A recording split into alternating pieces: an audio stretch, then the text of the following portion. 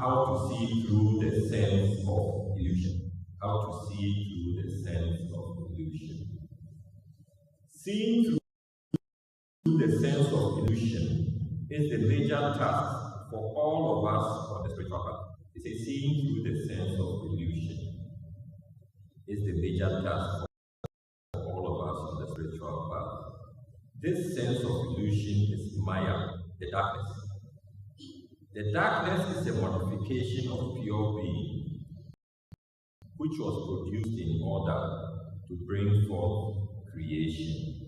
It is composed of primal energy, time, space, and particles. By modifying itself, the Absolute is able to appear as creation through its own self-creating power. All souls which are identified with the darkness are needed, that is unaware of their perfect nature. Time and time again, Jesus stressed the importance of overcoming the world. He was talking about transcending the sense of illusion, which alone is what keeps man in bondage. The Buddha realized this truth during his enlightenment. He saw that it was necessary for man to cut off selfish cravings and learn to live in tune with God's will at all times if freedom is to be attained. He goes on to say that it is not easy for the average man to understand that the world which is perceived through the senses is a reflection world, a world of appearances reflected from the celestial spheres. It is as though we looked in a mirror and saw our reflection, and then became that reflection. If we identify with the reflection completely, we would forget our real nature. This is how it is with the mass consciousness on earth today. People have identified the reflection of the real and have forgotten their perfect true nature. We have come on earth and forgotten heaven. The average person is aware of his world, which to him seems solid and rather stable.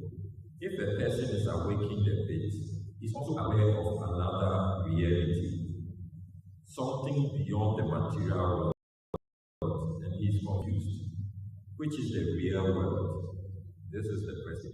The real world is the inner realm in which all patterns and images reside, where there is only perfect bliss and peace. The outer realm, while seeming to be real, is but a reflection of that which is forever stable and unchanging. We may know this to be so, but our reluctance to fully accept it causes inner tension and much anxiety. So we are divided. Which path shall we follow? Shall we remain attached to the material world of shadows, or shall we see through the appearance world and hearken to the call of spirit? Think about it. Are you chained to inertia, the outmoving force which causes heaviness, dullness, and laziness? Are you bound by a belief in time and space? Do you feel that you are anchored to your present condition or situation? Do you feel obligated to remain where you are in your community or state? Are you a victim of circumstances? We are either slaves or masters, or somewhere in between. Perhaps you are aware of being part slave to circumstances and part master of your destiny. Remember the original lesson which Reverend taught us. I am the master of my world, for I have dominion over every circumstance in my life. He says we are either slaves or masters, or somewhere in between. Perhaps you are aware of the conflict of heaviness and lightness in your nature, the urge to give in to inertia, and the urge to succeed greatly. These spiritual edge is in each of us and is manifested in the will to live or the will to die. We often move from enthusiasm to despair, from hope to a sense of utility. This is the average way of life. It is the way of all flesh. But there is another way. There is a way which leads to total freedom. What is this way? It is the way of the saints and the sages of all times. It is the way which has been proven by countless thousands of people. Besides overcoming our limitations, which is our identification with darkness, Maya, or the sense of illusion, there are things to be overcome or to be removed from our consciousness. The things which are to be overcome are the 8 obstacles to self-realization. There are 8 obstacles to self-realization. Let us look at them one by one. The first one is hatred. Extreme aversion to anything is hatred. Is there anything or anyone you hate? A thing or a person who or what causes you? This is a barrier to self-realization. It is a mental, emotional block standing in the way of freedom. The key is to forgive and forget completely, or to let go and let God. The second obstacle is shame. Are there any thoughts or actions of which you are now ashamed? The way to freedom is either to learn to understand the reason for your feelings and thoughts, if you are living under an illusion, or to cease from such feelings and thoughts. Many people feel ashamed because of improper training in their early years. Their feelings are the results of false assumptions, which must be understood and then dismissed once and for all. Again, let go and let go. The third obstacle is fear. What are you afraid of and why? He that dwelleth in the secret place of the Most High shall abide under the shadow of the Almighty. Is there anything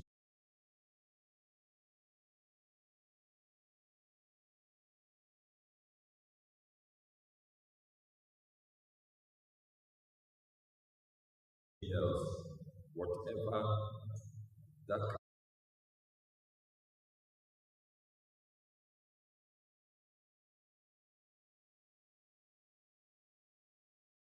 let go and let God. Grief, which is the fourth obstacle, grief. For what is grief? Things pass away because that is the nature of things. If people die in this world, it's only temporary. Life is forever. Life does not cease. Only the outer appearances change, but souls go on word. To grieve for those who have left the body is delusion, based on the result of misinformation.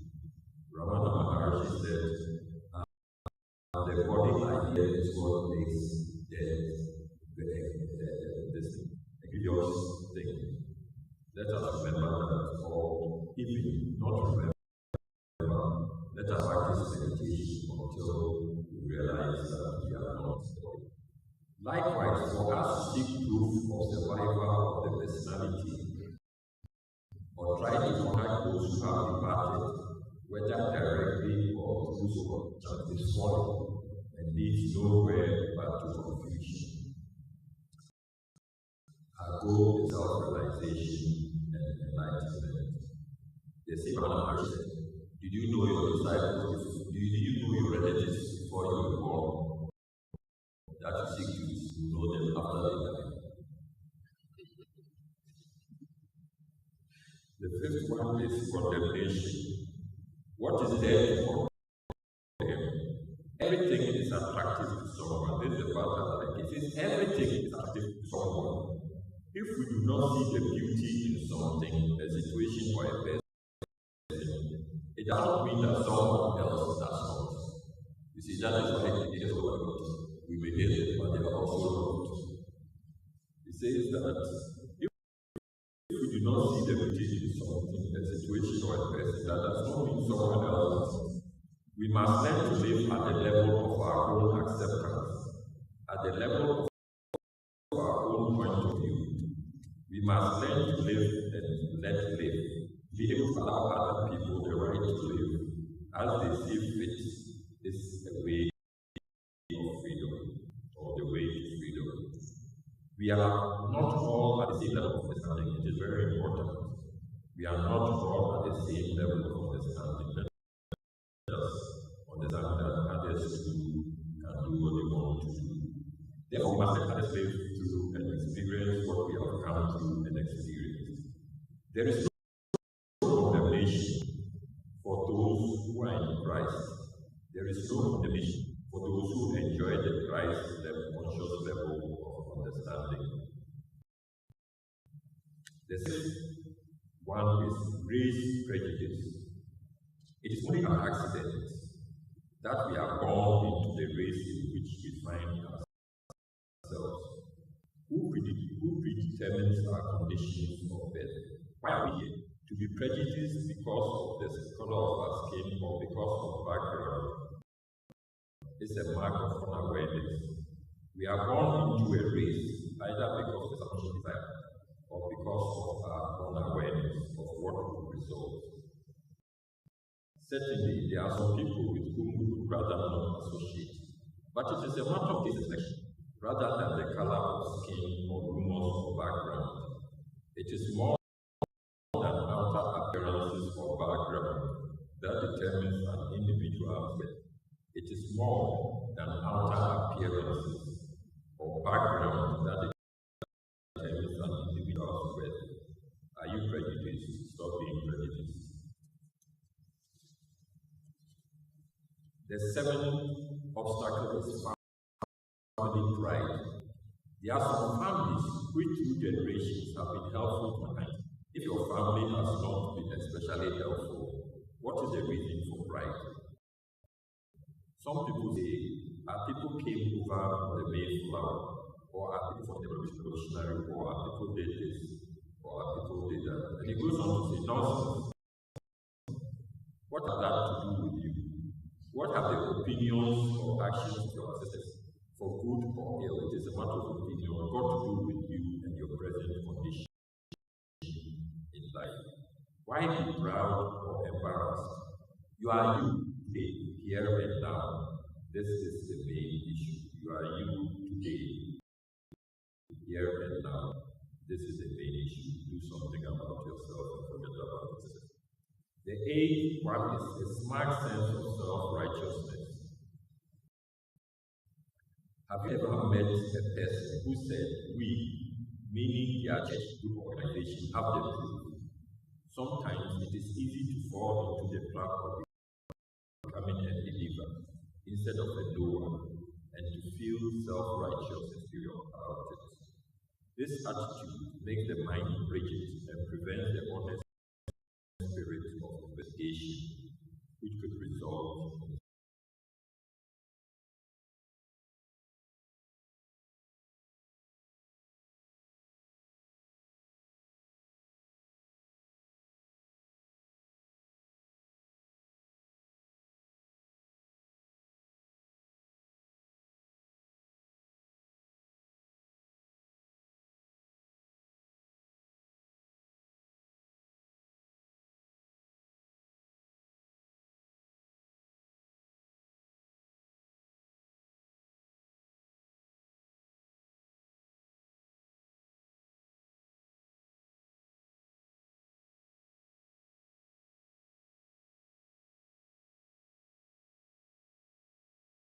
everything is going to die.